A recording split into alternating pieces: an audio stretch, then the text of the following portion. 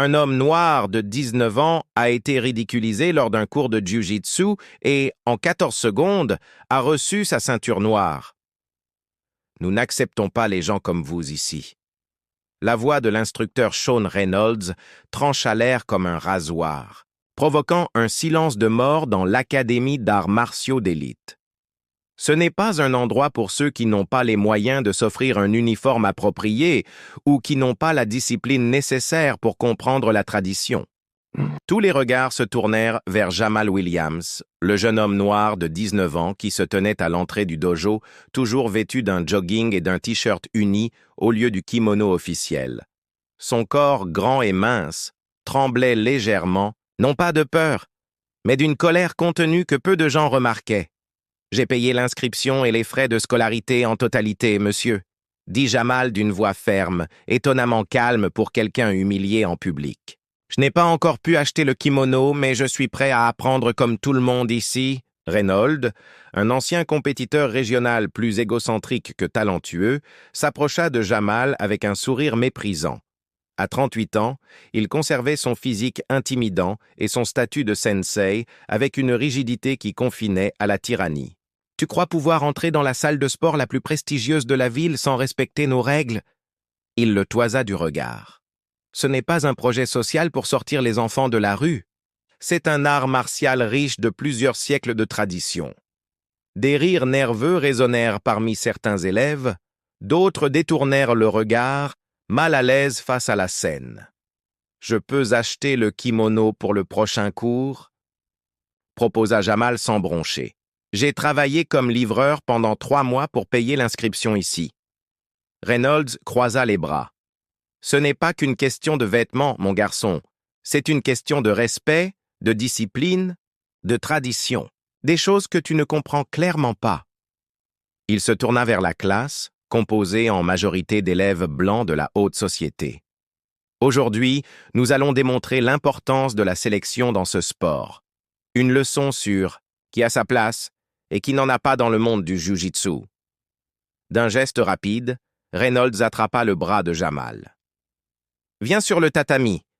Montrons à tout le monde pourquoi nous n'acceptons pas n'importe qui ici. » Le cœur de Jamal s'emballa, mais son visage resta impassible tandis qu'on le traînait pratiquement au centre du dojo. Les élèves formèrent un cercle autour d'eux, certains filmant avec leur téléphone portable, impatients d'assister au spectacle d'humiliation qui allait se dérouler. « Attaquez-moi !» ordonna Reynolds en adoptant une position défensive. « Montrez-moi ce que vous savez. Je préfère apprendre d'abord, » répondit Sensei Jamal, conscient du piège. « Vous n'êtes pas là pour apprendre, vous êtes là pour servir d'exemple. » Reynolds se précipita en avant et appliqua une clé de bras qui envoya Jamal s'écraser au sol avec un bruit sourd. « C'est pour ça qu'on ne prend pas n'importe qui ici, » déclara-t-il au cercle d'élèves, maintenant Jamal au sol. « Surtout les jeunes qui pensent que regarder quelques vidéos sur YouTube fait d'eux des combattants. » D'autres rirent, plus fort cette fois. Reynolds accentua la pression sur l'articulation de Jamal, provoquant une douleur visible.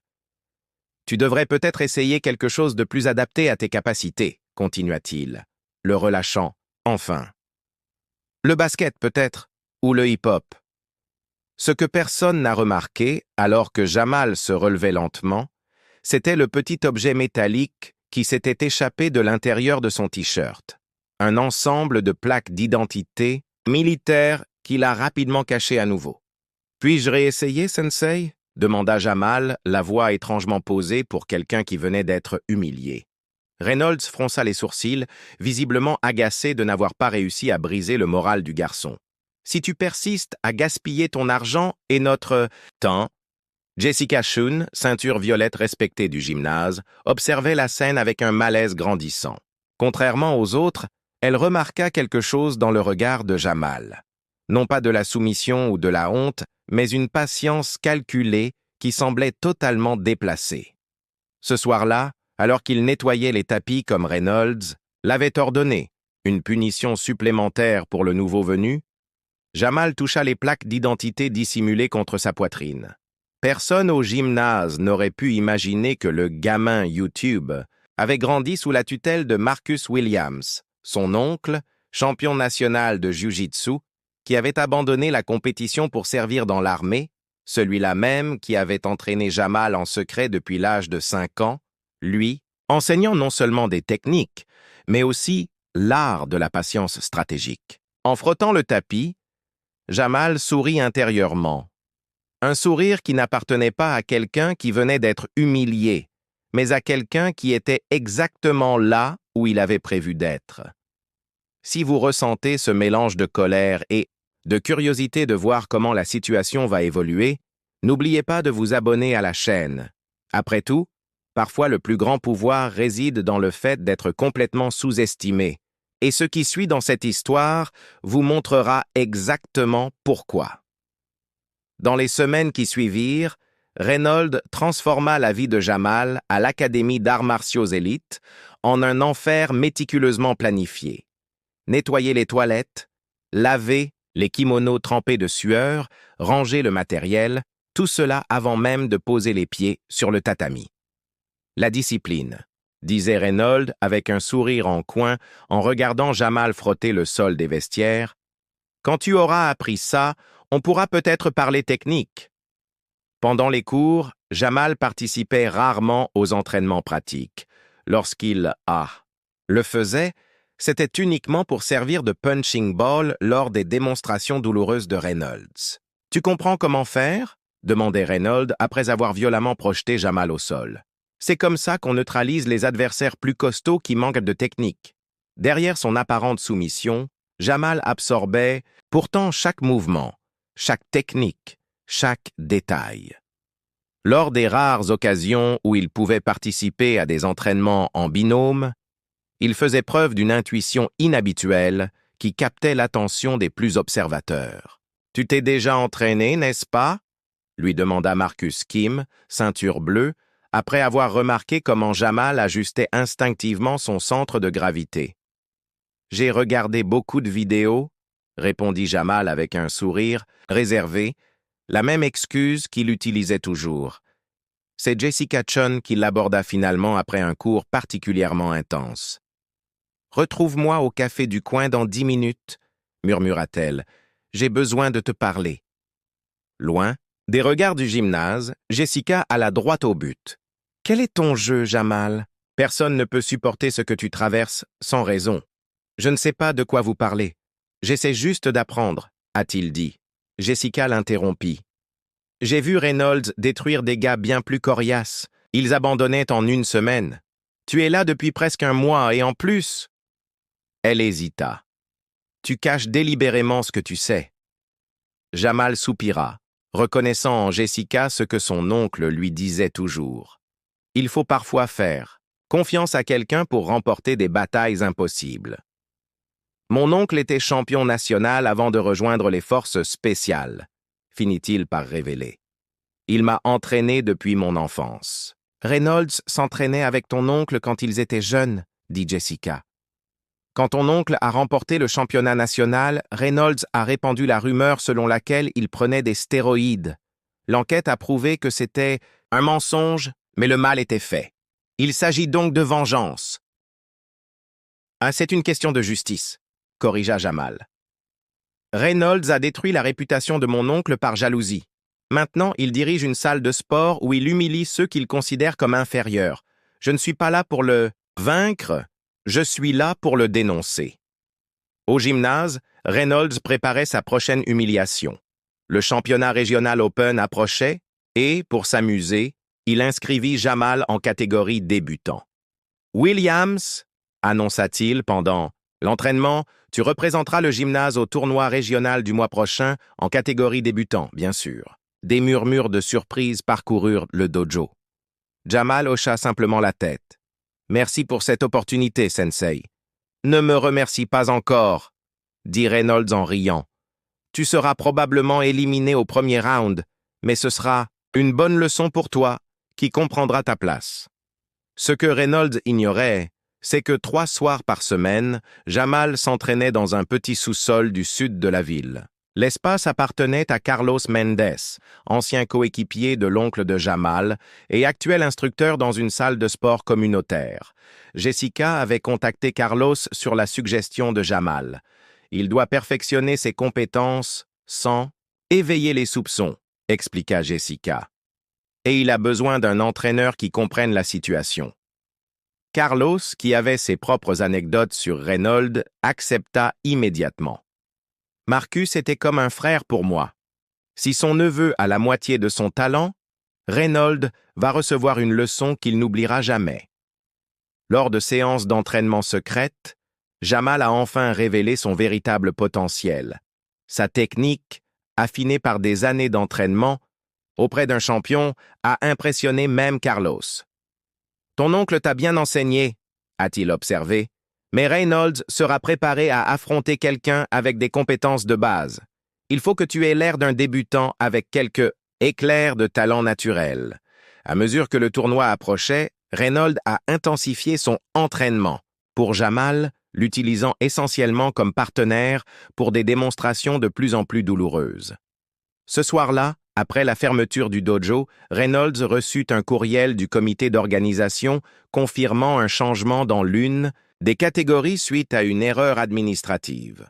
Un compétiteur avait été inscrit par erreur. Reynolds fronça les sourcils en lisant le nom. Jamal Williams. Son dédain initial se transforma en confusion à mesure qu'il lisait.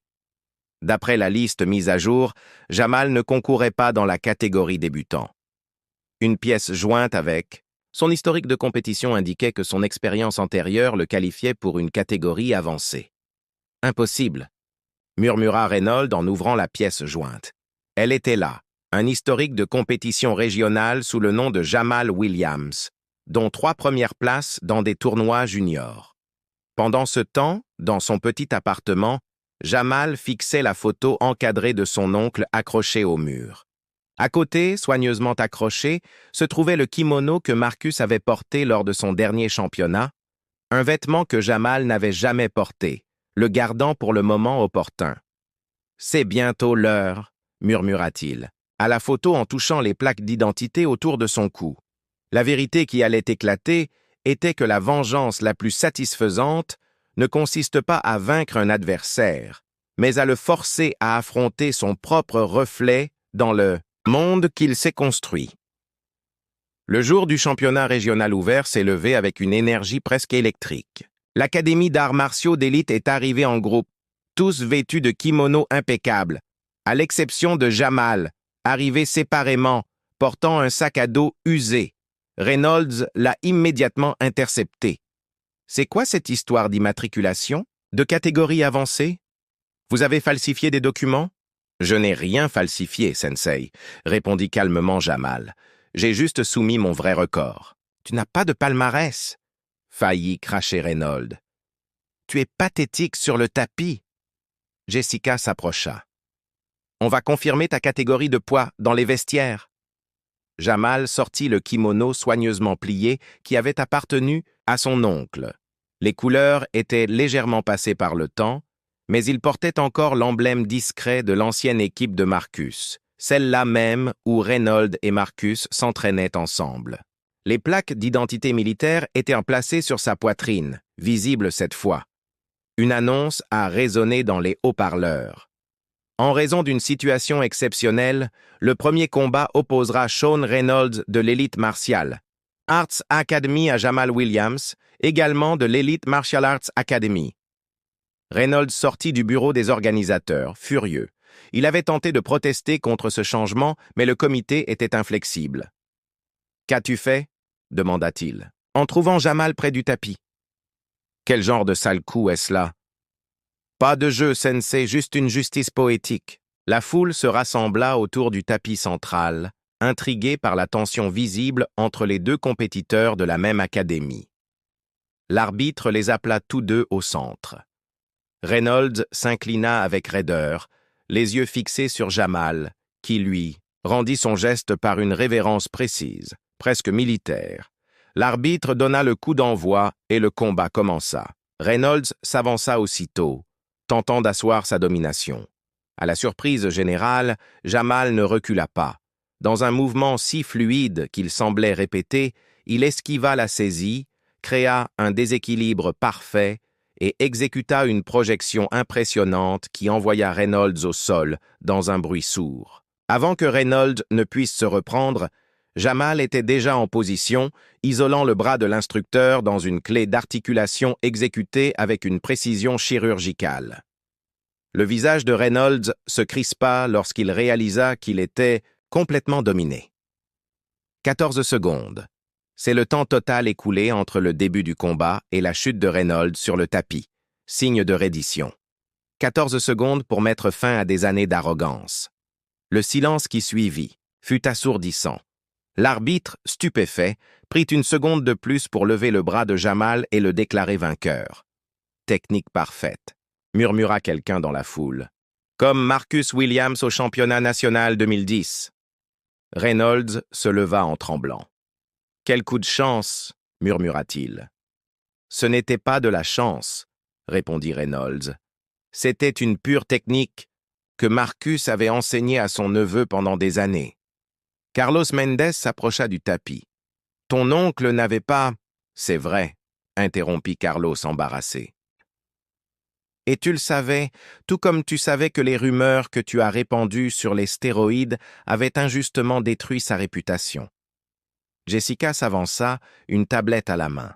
« Je pense que cela vous rafraîchira la mémoire, Sensei. » Elle tourna l'écran pour que chacun puisse voir une vidéo montrant un jeune Reynolds accusant Marcus Williams d'avoir consommé des substances interdites. Le président de la Fédération d'État, qui regardait la compétition, croisa les bras. « Reynolds, il s'agit d'une grave violation du code d'éthique. Je vous demande de comparaître immédiatement à une audience disciplinaire. » La foule filmait maintenant tout avec ses téléphones portables. Parmi eux se trouvaient plusieurs anciens élèves de Reynolds qui avaient abandonné après avoir subi le même traitement que Jamal. Les vidéos de vous humiliant les nouveaux élèves circulent sur les réseaux sociaux depuis des semaines, a poursuivi Jessica. Jamal nous a simplement donné l'occasion de rassembler toutes ces informations pour constituer un dossier cohérent. Cela va bien au-delà d'une simple audience disciplinaire, a déclaré le président. Il s'agit d'une suspension immédiate de votre licence d'instructeur. Reynolds a vu sa réputation s'effondrer en temps réel. Des années passées à cultiver une image d'autorité réduite en poussière en quelques minutes, les caméras capturant chaque seconde de son humiliation. Jamal, quant à lui, a conservé le même sang-froid qu'auparavant. Le véritable esprit du jiu-jitsu n'a jamais été de dominer les autres, a-t-il déclaré. Il s'agit de surmonter ses propres démons, ses propres limites. Tandis que Reynolds s'éloignait vaincu, Jamal restait au centre du tapis, les plaques d'identité de son oncle scintillant sous les projecteurs. Il n'était plus le jeune homme discriminé et humilié, mais l'incarnation d'une leçon puissante. La véritable force ne vient jamais de l'intimidation, mais de la force de caractère qui se révèle lorsque personne ne croit en vous. Dans les semaines qui ont suivi le tournoi, la communauté des arts martiaux a été transformée par ce qui est devenu connu sous le nom de 14 secondes. Les vidéos du combat et de la confrontation qui a suivi sont devenues virales, accumulant des millions de vues et déclenchant d'intenses débats sur l'éthique dans l'enseignement des arts martiaux. Reynolds a été confronté à l'effondrement total de sa carrière. La fédération a non seulement suspendu sa licence, mais a également ouvert une enquête sur des années de pratiques abusives à l'Académie d'arts martiaux d'élite. D'anciens élèves, encouragés par l'exemple de Jamal, ont témoigné de leurs propres intimidations et discriminations. L'empire que Reynolds avait bâti sur l'arrogance et les préjugés s'est effondré en quelques semaines.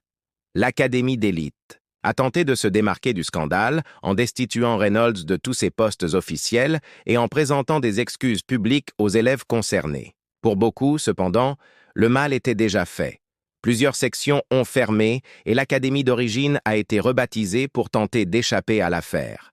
Quant à Jamal, il a décliné les offres d'instructeurs renommés qui ont soudain décelé le potentiel du jeune combattant. « La célébrité ne m'intéresse pas », a-t-il expliqué lorsqu'il a été contacté par une équipe de compétition prestigieuse. « Mon objectif n'a jamais été de remporter des trophées. » Jamal a plutôt accepté l'offre de Carlos de l'aider à développer son programme communautaire dans le Southside. Grâce à leur nouvelle visibilité, ils ont obtenu des fonds pour transformer le sous-sol en une véritable salle de sport, proposant des cours gratuits aux jeunes issus de quartiers défavorisés. Honorer l'héritage de mon oncle, c'est ouvrir des portes à des personnes qui seraient normalement exclues, a expliqué Jamal dans une interview accordée au magazine d'arts martiaux Martial Spirit. Mon oncle croyait que le jiu-jitsu ne consistait pas à vaincre ses adversaires, mais à surmonter ses limites, surtout celles imposées par les autres. Le partenariat avec Jessica a également prospéré. Après avoir quitté l'Elite Academy, elle a obtenu son diplôme de kinésithérapie et développé un programme dédié aux athlètes blessés, parfaitement intégré au travail de Jamal. Ce que j'ai vu le premier jour lorsque Reynolds l'a humilié était quelque chose d'inhabituel, a avoué Jessica lors de l'inauguration de la nouvelle salle de sport. Ce n'était pas seulement une question de technique ou de sang-froid, c'était la compréhension que la patience stratégique l'emporte toujours sur la force brute. 6 mois après l'incident, Jamal reçut officiellement sa ceinture noire lors d'une cérémonie dirigée par Carlos et d'autres maîtres respectés qui s'étaient entraînés auprès de son oncle. Il la noua sur le même gîte délavé qui avait appartenu à Marcus. Certains pensent que la ceinture détermine la valeur, déclara Jamal après la cérémonie. Mais mon oncle m'a appris que la vraie valeur réside dans la façon dont on réagit quand personne ne croit en soi. La révélation la plus surprenante survint par un après-midi pluvieux. Reynolds se présenta à l'entrée du nouveau gymnase, amaigri, les yeux cernés, l'ombre de l'arrogant qu'il avait été. Jamal le trouva seul dans son bureau. « J'aurais pu vous poursuivre en justice », dit Reynolds après un long silence. « Pour falsification de documents, complot, diffamation, vous auriez pu. »« J'aurais pu », a convenu Jamal doucement. « Mais cela n'aurait pas été convaincant face à toutes les preuves que nous avons recueillies sur votre comportement au fil des ans. » Reynolds hocha la tête, défait. « J'ai tout perdu. Mon académie, ma réputation, même ma famille me quitte. Tu as perdu tout ça à cause de tes propres actions, » répondit Jamal sans cruauté. « Pas à cause de ce que nous avons fait. » Après un nouveau silence tendu, Reynolds dit enfin ce qu'il était venu dire. « Ton oncle était meilleur que moi. »« Il l'a toujours été, » interrompit doucement Jamal. « Je suis désolé pour ce que je lui ai fait, à toi et à lui. » Jamal étudia l'homme devant lui. Pas un monstre, juste quelqu'un dont l'ego et l'insécurité avaient empoisonné son caractère au fil des ans. « J'accepte tes excuses, » dit Jamal. « Qu'est-ce que tu vas faire maintenant? »« Je ne sais pas. Personne ne veut m'embaucher. Personne ne veut être associé à moi. » Jamal réfléchit un instant. « Nous avons un programme pour les vétérans souffrant de TSPT qui débutera le mois prochain. Nous avons besoin de bénévoles pour la logistique. Il ne s'agit pas de formation, mais simplement d'organiser le matériel et l'aménagement des locaux. » Reynolds le regarda, incrédule.